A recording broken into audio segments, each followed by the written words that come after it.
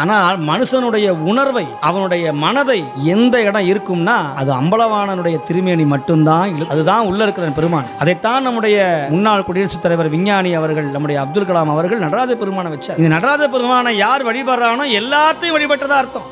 உலகத்தில் இருக்கிற எல்லாத்தையும் வழிபட்டதா. அம்பலவாணனுடைய திருமேனி சாதாரண திருமேனி அல்ல, அது நம்முடைய கருமேனியை தீர்க்க வந்த திருமேனி. இப்ப சுவாமி ஆவணி மாசம் வந்தது.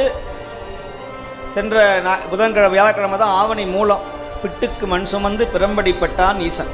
இப்ப மணிவாசகர் கேட்கிறார், சுவாமி நான் ஊருக்கு புறப்படணும், ராஜா ஓலை விட்டுட்டான், எப்ப குதிரை கிடைக்கும்னு கேட்கிறான். அதனால நான் மதுரைக்கு போகணும்னார். இப்ப சுவாமி எழுதுறார் ஒரு ஓலையை எடுத்து, ஆவணி மூலம் அன்று உச்சி வேளை பொழுது லட்சம் குதிரையை யான் வருவிப்பன் என்று இப்படிக்கு குதிரை சேவகன் அப்படின்னு எழுதுறார்.